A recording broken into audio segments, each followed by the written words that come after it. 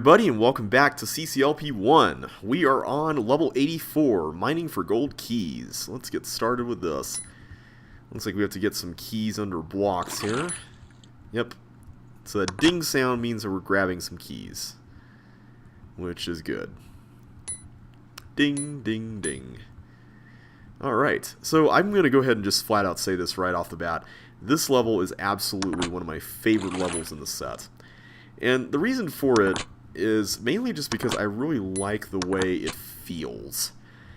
I've always contended that one of this game's biggest strengths is the exploration factor of it, which is something that I don't think some of the things like Chuck's Challenge, for instance, have really done quite as well, just because in that game you can see everything, or at least you can have the option of seeing everything, which kind of kills the sense of wonder that you get when you find a new area, you know, or you're trying to discover how to get into a new area.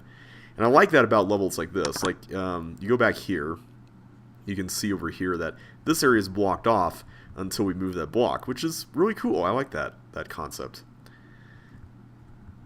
Okay, so we get a blue key from there. Okay, so that area is also blocked off. So let's go back to where the blue key was, or blue door was. I also like the way the blocks are used aesthetically here. Like, there's a lot of blocks that are in spots where you can't push them, like all of these here. That's kind of neat. I like that a lot. I've always thought that any attempt to make levels feel a lot different than just a typical clubhouse look that the original game was saturated with, that's something that I really enjoy, and I'm thankful that, well, it's not perfect. CC2 at least has the different floor types, which really help with that.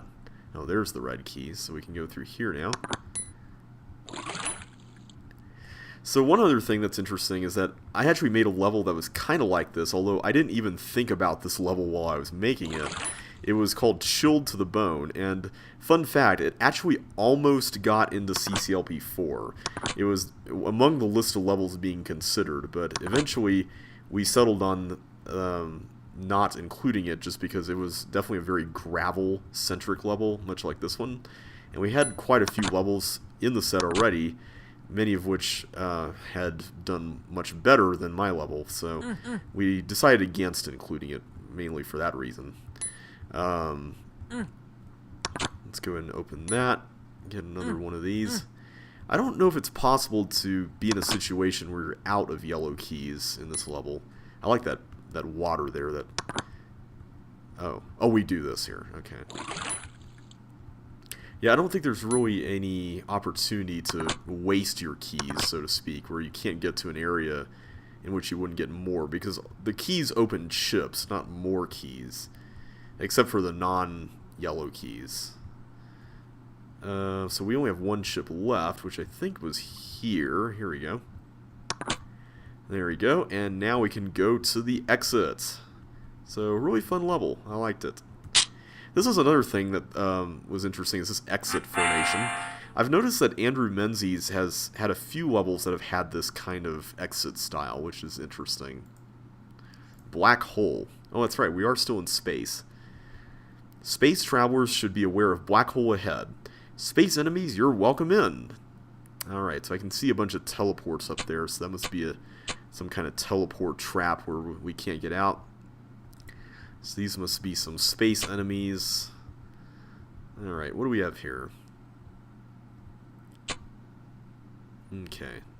We've got a paramecium cloner, and I think if I were just to do that, that should give us the bombs. There we go. So now we can get these. So it looks like we're going to need to open some doors up here. And there actually is a faster way to do this, but I'm going to show you guys the normal route. So right now these bugs would go... I guess they would just die over there. So let's send them off to their doom here. There we go. Hopefully they won't come back or anything. I'm going to stand over here, actually. And if some of them go into that teleport, then that's fine by me. Alright, there we go. Looks like they all... Well, we have a few left, but that's alright. Alright, so let's let... Oh, I didn't know there was one circling there. Alright, so let's do that again. First of all, let me go over here and grab this chip. I forgot to do that last time. So, really exciting news on a personal level. I'm going on a date tomorrow night, and I'm really excited, not only just because she seems really cool, but also just because, wait a minute, how did we... Oh, that's right, that was a dead end first, yeah. So, we met online, and one funny thing that I found out just today was that we actually have a mutual friend whom she also knows online as well. It's actually a friend's sister, but it's someone that I met at least one time, and whom I've kept up in touch with online, so that's pretty cool. But it was kind of funny finding that out, so it's kind of nice to have common denominators like that, you know? Ooh, excuse me. It's always awkward when sneezes just kind of suddenly sneak up on you like that. I guess it's more awkward when sneezes are hard to get rid of, or, you know, not hard to get rid of, but, oh, it's the same bug. Okay. There we go. Alright, so we got everything now. So at this point... Oh, wait, I forgot to get the yellow key. Or the green key. My bad. Wasn't there a green key? Wait, no, I did get the green key. Never mind. So I can go over there. Okay. What's going to happen with this glider? Is it just going to bounce off that and then go through there? I hope that's what happens.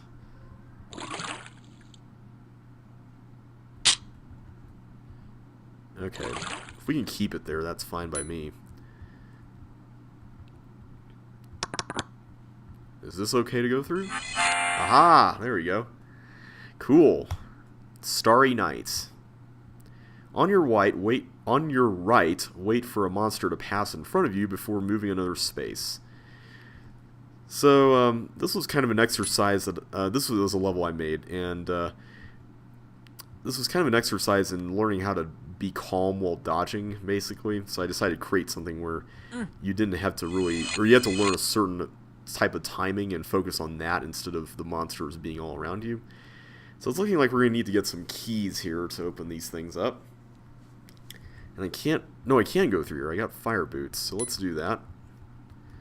I'm going to open these up so that these bugs can die.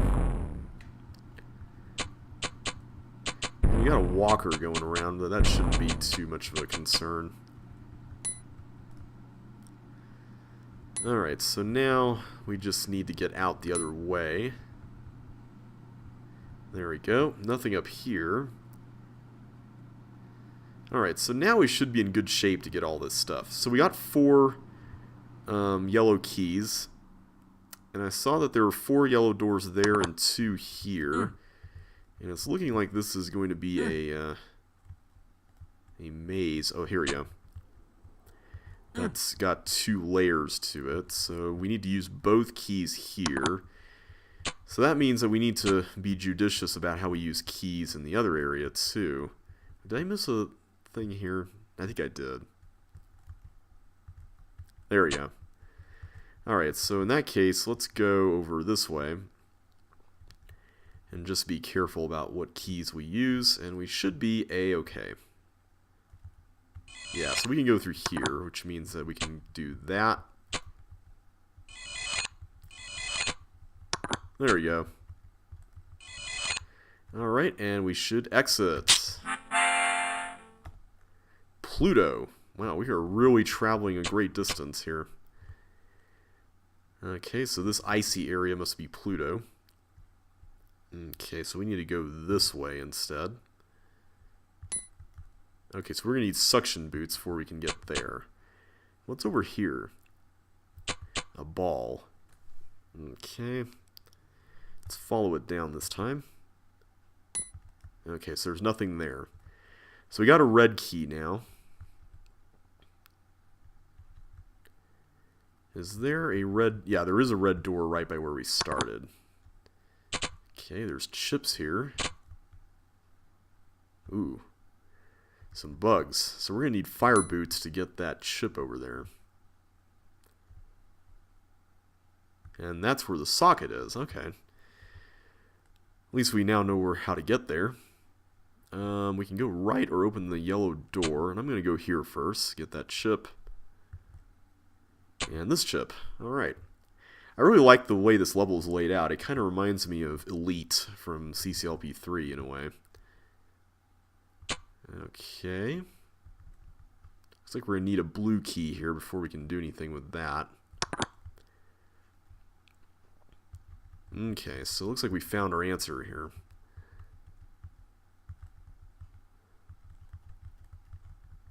There we go. Alright, so now we can use that clone button, but I think there's another path. Yes, there is another path, or two paths. That one leads to a chip. Where does this go?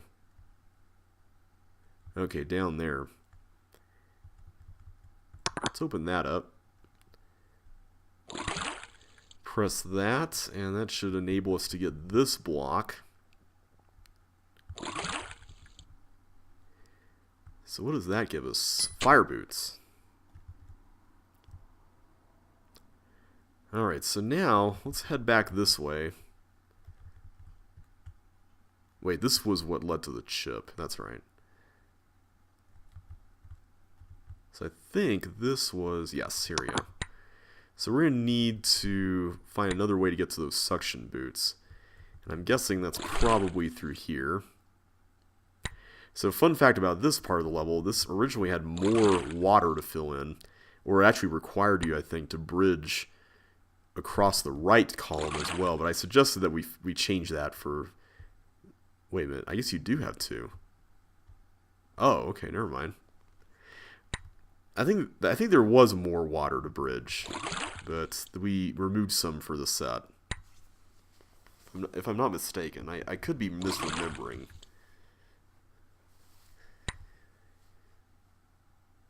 At the very least, we got our fire boots, which means that we can go back to that bug area and get the chip there. I'm guessing there's another chip behind... Yeah, here we go, right here. So fun fact, you actually can skip this tank thing here and catch a block that you set up a block slide for with that cloner instead of doing the way we did it, which means you can skip a few things, which is kind of cool. I like the fact that that's possible.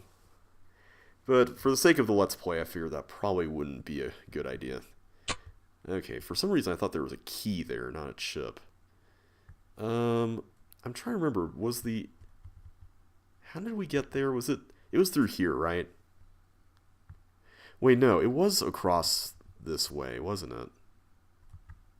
It wasn't? Okay, so I guess it was back through the beginning area. Was it here? It was here, that's right. Alright, at the very least this is on the way to the socket, so that's not bad. And with that, we can walk to the exit. That is a really fun level. I enjoyed that a lot. Another great Andrew Menzies level. Chip Block Galaxy. Every block on these planets holds chips under it. Or holds a chip under it, I guess. So this was the other block, the chips under blocks level that I was kind of alluding to earlier. And this one is quite interesting. I actually optimized this fairly well. And then it turns out the stuff I was missing once my record got beaten had nothing to do with the blocks under chips, but how I got all this stuff on the outside, which was a real head desk moment for me. I was like, really? That's, of all the things I could miss, that was the thing I missed. Alright, I'll go ahead and go in here. Alright, so let's start with this area. This looks like we got more stuff here. So there we go. So as long as you push these things in the right order, it's not so bad.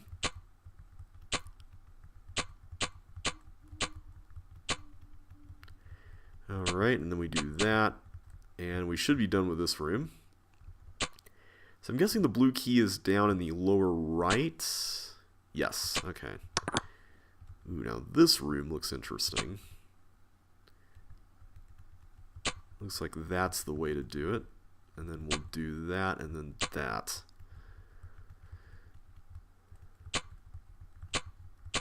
Okay, so this is not so bad.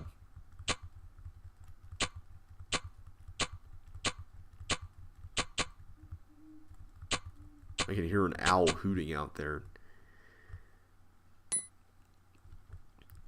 We just had an interesting thunderstorm come through. It was like, you know how some thunderstorms barely rain, but you can hear the thunder? We had one of those today. Alright, so that's real easy. So, fun fact about this level, this was originally timed, and it was also sort of a reference to Super Mario Galaxy as well, which is definitely a great game.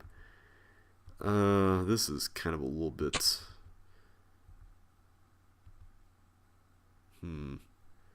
Let's go over there. Okay, there we go.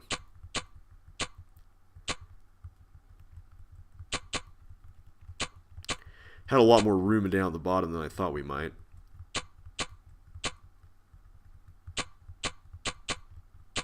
Okay, down to the last 10 chips. 7.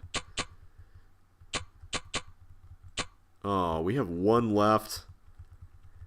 Are you serious?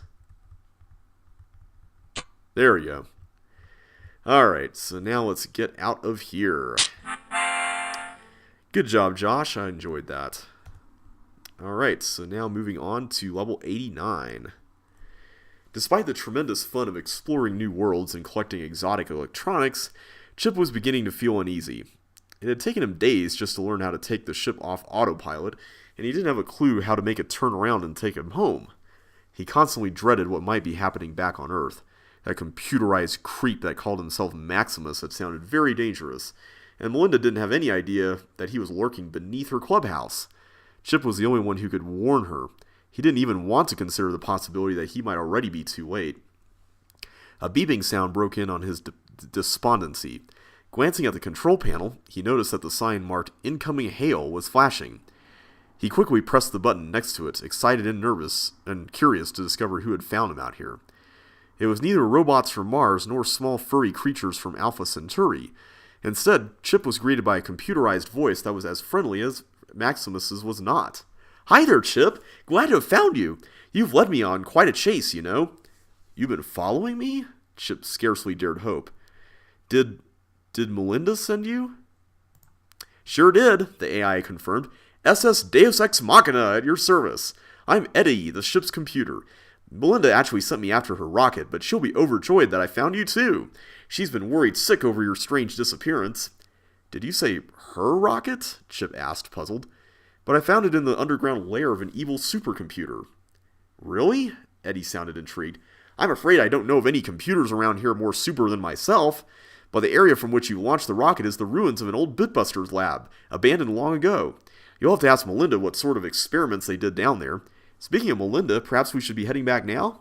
"Absolutely," Chip declared, feeling the slight jar as the Deus Ex Machina attached to his ship.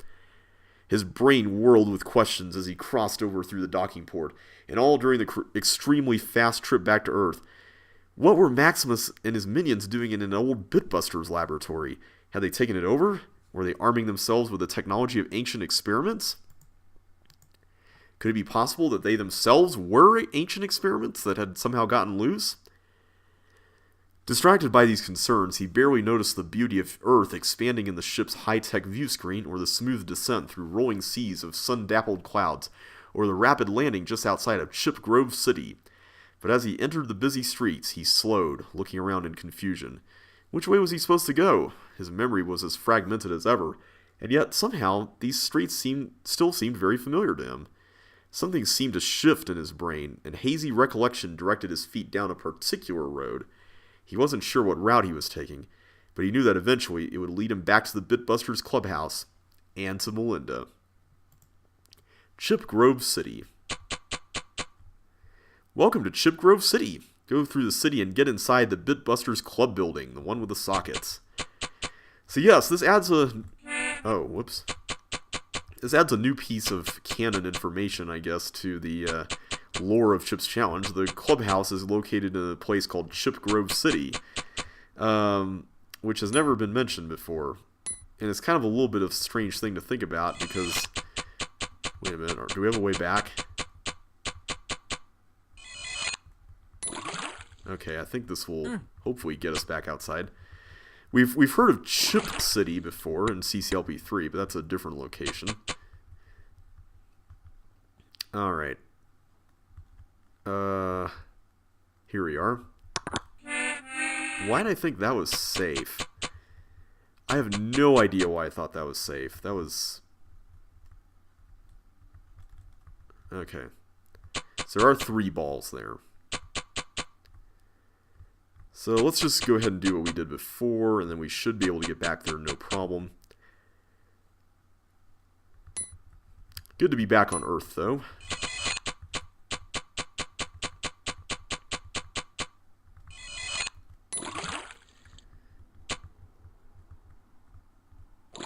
Also, I'm not sure if Eddie is a reference to Edie from Mass Effect.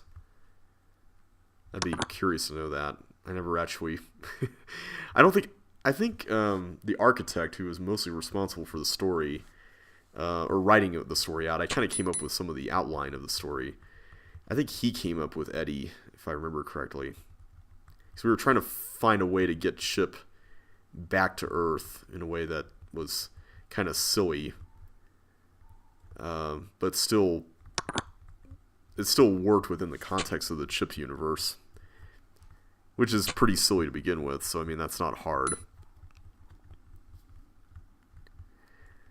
Alright, so now we got suction, which means that we can go down over here. Okay, so we're going to have to do some... There we go. I was going to say some fancy footwork there. And that should be all to do in this room. We'll press that again. Come on. There we go. There we are. So where were there tanks? I don't remember tanks. I guess we can go up to this room. We got a little fourplex type thing going on here. Okay, so we're gonna have to get that glider back out of there. Like that. There we go. Alright, so we gotta figure out how to get into that room. Either a block or flippers.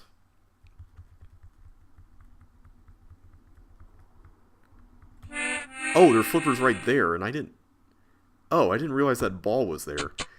Okay, so this level is a little more trouble than I thought it was gonna be.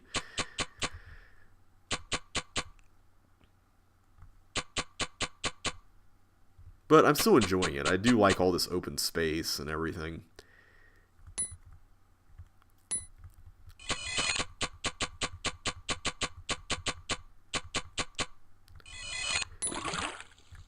I do miss when levels kind of felt more freedom to be open instead of trying to jam as much stuff as possible in the map. And this is a nice level. I mean, it's got some puzzles that are pretty... I would say for veterans, they may be a little familiar, but I just like the theme of this level being a city and it being an open city compared to Chip City, which was very congested. So that's pretty cool. I do like that. I also like how this level is kind of non-linear in the sense that even though it's an item swapper, there's different strings of item swapping going on, which is cool. I guess I can go there, but I'm going to go ahead and do the section here next. Oh wait, I have to press the... This is what the tank button is for. So you only do need to press it one time. Even if you hit it again, I think that'll be fine. There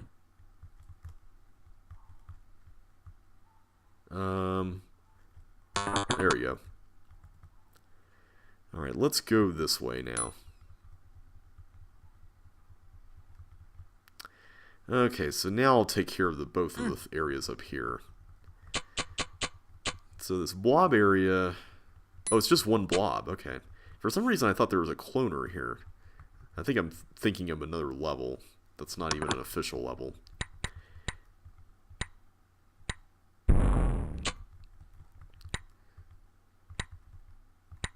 Okay, there we go. Got it. Alright. So that leaves us with 6 chips. We still have our flippers. And I can see that ice room over there has some chips in it. So let's see what we got. Good. Okay, so we can get ice skates. So I think all we need to do now is just go inside that building.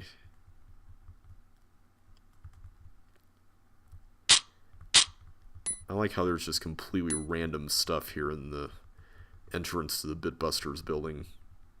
It's kind of a fun touch. Alright. Another fun level by Josh. As Chip entered the busy lobby of the clubhouse, he stopped dead. Everything around him was so familiar. It pressed at his mind, triggering endless half-memories and a chaotic sea of flashbacks. There, the seat where he had waited to take the IQ test that determined whether he could attempt the club initiation. And there, the now sealed doors that led to the old clubhouse, where he had proved himself worthy to become a Bitbuster. And there, the spot by some potted plants where Melinda, smiling, pink-cheeked, and radiant in a silver gown, had met him for their first date at the E-Prom. And there, Melinda herself turning toward him with the same smile. That smile seemed to reach into his mind and flood it with light, driving out the last shadows of oblivion. He remembered. "Chip!" she cried, rushing over and embracing him. "You're safe! I was so worried when you disappeared, and with amnesia, too! What happened to you?" Basking in the warmth of her presence, Chip nevertheless felt a chill as he described his adventures, from the mysteriously locked door, to the hijacked elevator, to the inferno claimed as the domain of the sinister Maximus. She listened intently, occasionally interrupting with thoughtful questions. "I can tell you one thing," she reassured him when he had finished. "This Maximus entity is no Bitbusters experiment. It was only recently that we perfected our AI technology, and Eddie is the only autonomous model we've built so far. Whoever Maximus is, he was built by someone else." "Someone who hates the Bitbusters," Chip remarked with a shiver. "But who could that be?" "I don't know," Melinda said quietly. "But I believe it must be the same person or persons that have been sabotaging us. In fact, many of the stolen chips and blueprints had to do with the design and construction of an AI. "There's more," Chip told her soberly. "When I saw you, all my memories came rushing back. And I think I know why I was knocked out in the first place. Melinda, what is a mist chip?" "You must mean the mystical chip of epic coolness." Melinda looked at him narrowly. "Where did you ever hear about that? It's one of the most closely guarded secrets of the entire club." "Well, I think somebody's trying to steal it," Chip said. "That's what I found out at the beginning of all this. I'd gotten lost trying to find the vending machine on the 3rd floor and wandered into an old unused computer lab. Only it wasn't unused. Someone had left a plan up on the computer screen showing a route through some kind of structure to a room marked as the location of the mist chip. At the time, I thought it was some sort of video game, but I had this weird, creepy feeling that someone was watching me the whole time I was in there. And that was just one day before I went into the challenge, where someone released the gas that caused my blackout." "Oh no," she breathed. "If that chip fell into the wrong hands, the consequences would be unimaginable." "Why?" Chip asked, perplexed. "What's so special about this chip? What's it do? And why haven't you ever mentioned it to me before?" "Because I couldn't," she answered, shamefaced. "I'm club founder and president, but I don't make all the rules.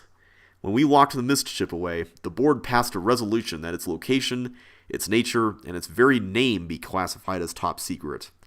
It's so powerful, even its own creators don't know what it might be capable of.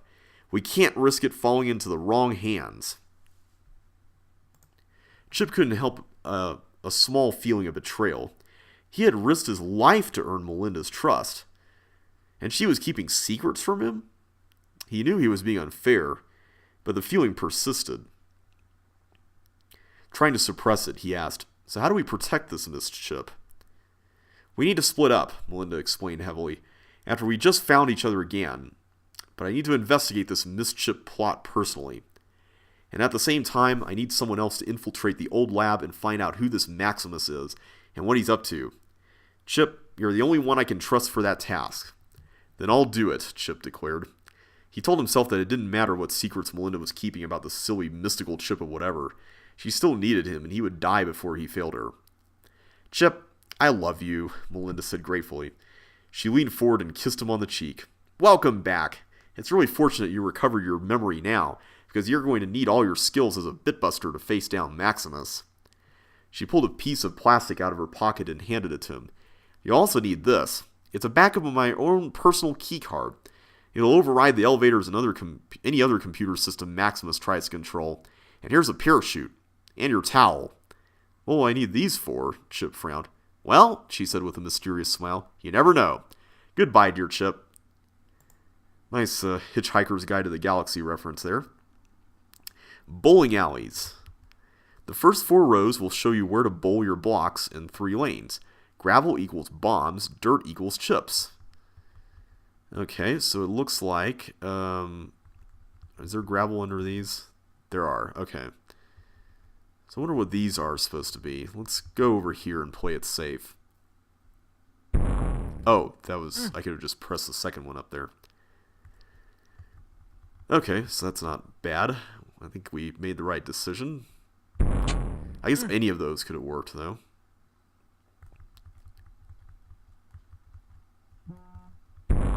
Alrighty, let's do this.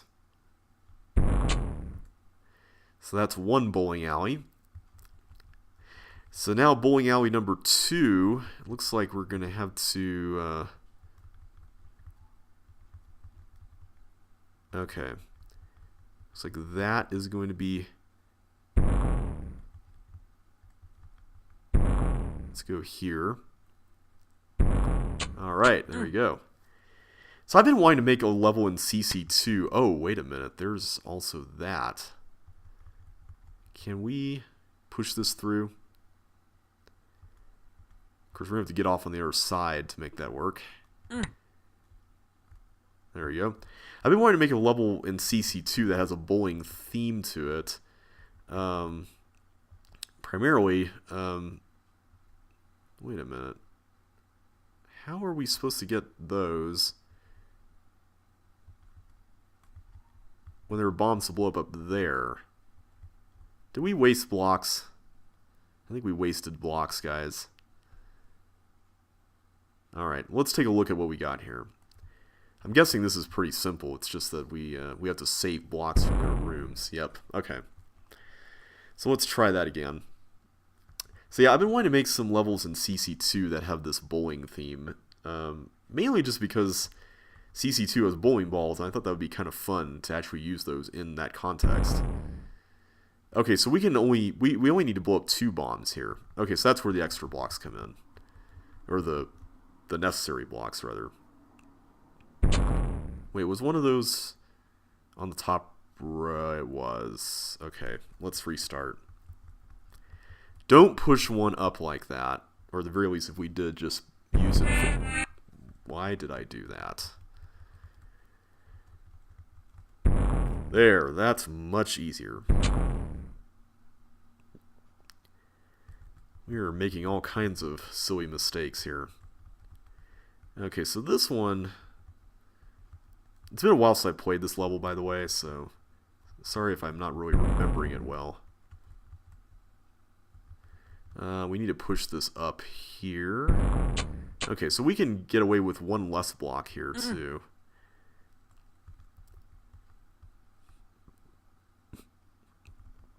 Okay. And there's the button. Alright, so we can push a block here.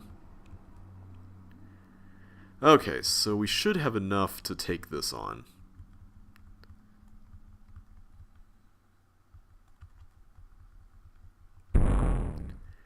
So now we just push this over. Oh. Whoops. Well, that was a mistake. I don't think we can get that. Okay.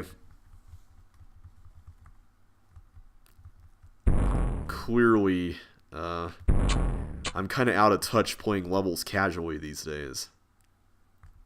Either that or maybe I'm just tired. Let's push that. Push that. This time I'll make sure to actually get the chips before I push the next thing.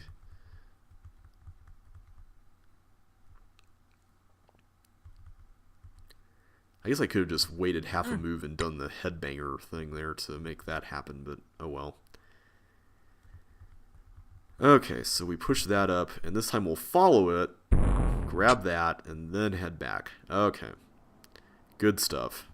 Good stuff. I like the idea of putting bombs here. Like, the second room kind of prepares you for that with the trap button. Okay, so we'll need to bring one last block into this room before we can grab that chip.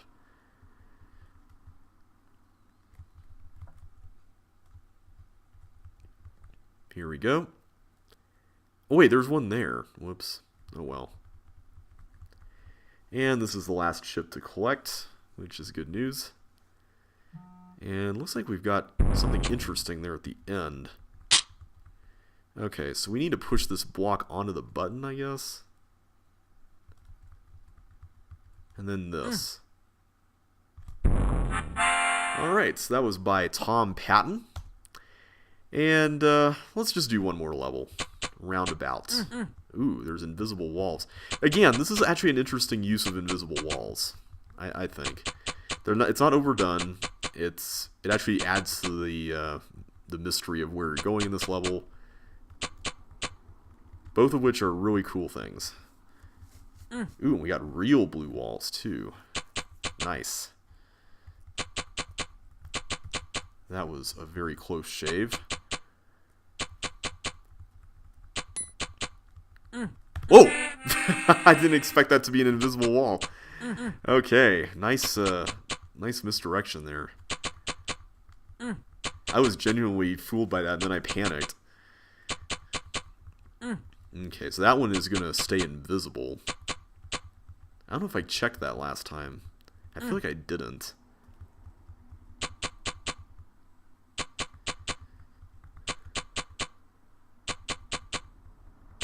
Okay, so this... Okay, that is fine. But that is an appearing wall. Okay, so now we got to find a red door, which is right here.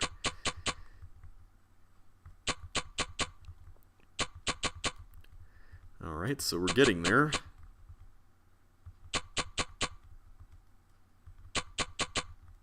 Okay, so here's the one with 3. I was wondering when we'd encounter that, because the number that was left there for a little while was certainly not a multiple of 4.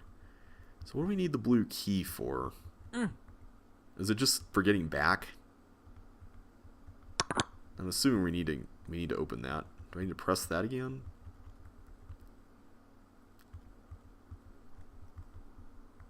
Okay, so that's closed now.